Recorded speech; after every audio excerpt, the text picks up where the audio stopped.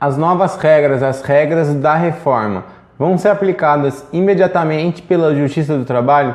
Sim ou não? Como é que isso vai funcionar?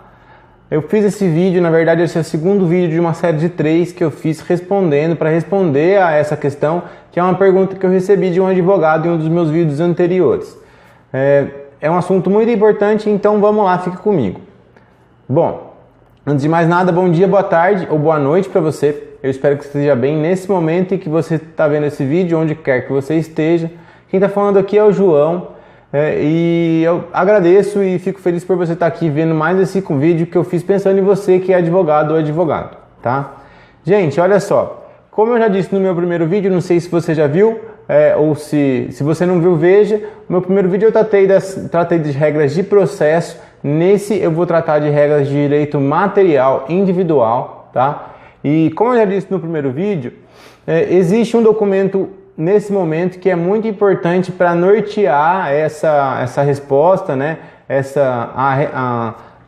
Nos nortear aí na nossa prática relacionada a essa questão de a partir de que momento e em que momentos do nosso processo as novas regras vão ser aplicadas, tá? Esse documento é um parecer da Comissão de Jurisprudência do TST, que é uma comissão formada por 3 ministros, que no momento da assinatura, foram os ministros João Orestes Dallazen, o ministro Maurício Godinho Delgado e o ministro Valmir Oliveira da Costa. Os 3 fizeram um documento que foi assinado em novembro de 2017, um documento de 109 páginas, em que eles expuseram aí o seu parecer sobre questões de aplicação das regras da reforma em comparação aí com a jurisprudência do TST, tá ok? É um documento que eu analisei integralmente e estou tentando resumir aqui para vocês, estou resumindo para vocês nesses 3 vídeos, tá ok? Bom, com relação às regras de direito material, se aplica também aquela regra geral que eu mostrei no primeiro vídeo e vou mostrar de novo para vocês porque é muito importante. O parâmetro geral para a resposta dessa pergunta, né, do direito intertemporal, é o que está estabelecido no artigo 5º, inciso 36 da Constituição e também no artigo 6º da Lei de Introdução às Normas de Direito Brasileiro, que basicamente é a regra de que a lei entre em vigor imediatamente, desde que respeitados o ato jurídico perfeito, o direito adquirido e a coisa julgada, tá ok? No caso das normas de direito material, a gente está falando em geral de direitos trabalhistas, né? E a regra geral é de que a lei não pode retirar direitos adquiridos. Então, empregados que estavam com um contrato em vigor antes da reforma e que de repente recebiam algum direito que for retirado, não podem deixar de receber. Esses direitos não podem ser retirados pelo empregador, tá ok? Então eu vou dar 3 exemplos aqui. As horas in itinere foram retiradas, então empregados que tinham contratos em vigor antes da reforma que recebiam, têm direito de continuar recebendo essas horas in itinere. O direito adicional noturno no caso de prorrogação da jornada 12 por 36 a partir das 5 horas da manhã, que a reforma também tirou esse direito, tá? Mas empregados que já recebiam, na verdade empregados que já recebiam ou que tinham direito de receber, né, mesmo que não recebessem, continuam tendo esse direito. Então só pode ser aplicada essa nova regra para contratos novos, né? Assinados a partir de 11 de novembro de 2017. E também um outro exemplo, eu anotei aqui para não esquecer, o exemplo da integração de diárias de viagem que ultrapassam 50% do salário. Também, né, é algo que foi revogado pela reforma.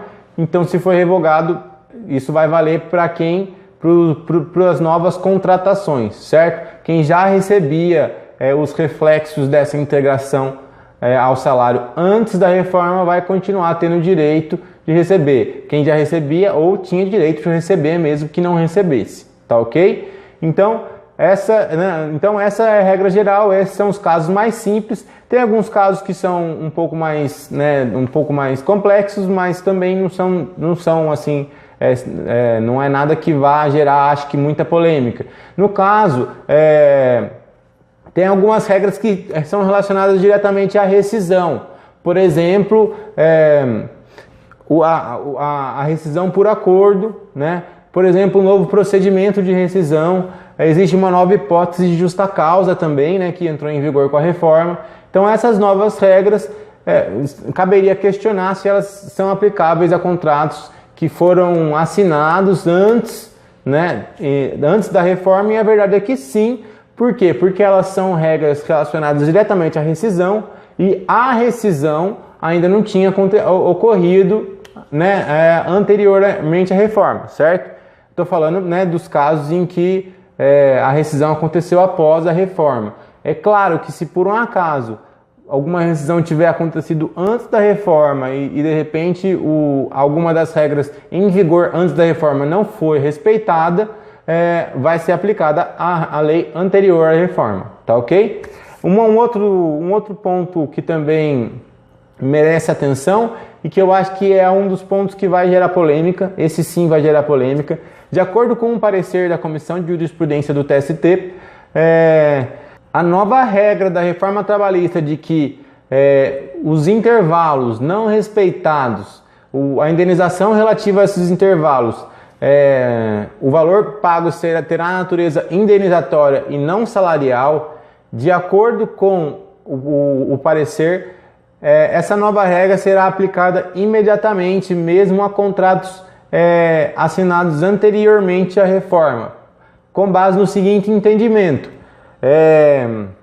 não havia lei que dissesse que a natureza era salarial. Só havia súmulas, né? Na verdade, súmulas e orientações jurisprudenciais do TST que diziam isso, que diziam que esse valor a ser pago no caso de desrespeito de intervalos tinha natureza salarial. Então, se o entendimento do parecer é de que se não havia lei, agora há lei, então isso tem que ser aplicado imediatamente. Com uma ressalva que houve aí um desentendimento entre os três ministros. O ministro Maurício Godinho Delgado discorda dessa posição, certo? Isso foi colocado no parecer expressamente. Então isso quer dizer que isso ainda pode ser um ponto polêmico aí. Então a gente imaginaria mais ou menos o seguinte: no caso de um empregado que estava trabalhando antes da reforma, continuou trabalhando e tinha um intervalo aí, intrajornada ou interjornada desrespeitado.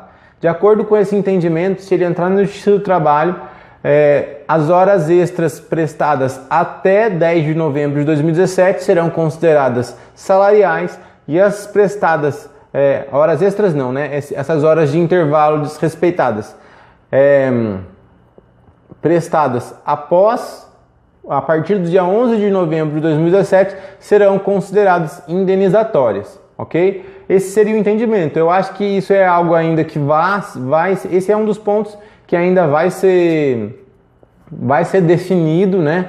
Até porque entre os três ministros existe uma divergência. Se existiu, é muito possível que na Justiça do Trabalho como um todo vai existir muito mais divergência, né? É um dos pontos aí de divergência ainda, ok? Mas o parâmetro geral é esse. A questão é que se o empregado recebia ou tinha direito de receber verba, qualquer tipo de verba, né, ou qualquer tipo de condição de trabalho, até a reforma, ele continua tendo direito. A reforma não tira esse direito, ok? Vale uma menção aí aquele artigo da medida provisória 808. Tem um artigo da MP que diz que as regras de direito material serão aplicadas imediatamente e tudo mais. E a questão é que esse artigo não desvirtua esse entendimento. Primeiro porque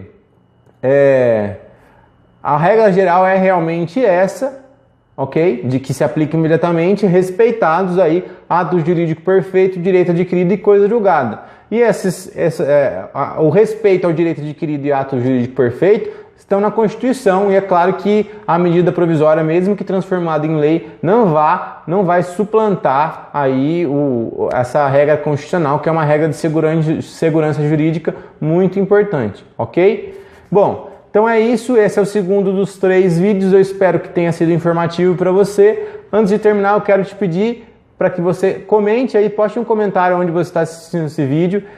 Eu sempre digo que eu faço esses vídeos pensando em vocês, e é o único jeito de eu saber se eles estão atingindo o objetivo, tá ok? Inclusive, para colocar dúvidas, se for o caso, como eu falei, esse vídeo que eu estou falando, essa série de 3 vídeos, é a resposta a uma dúvida que um advogado colocou num dos meus vídeos anteriores, tá ok? Bom, agradeço pela sua presença, muito obrigado, até a próxima.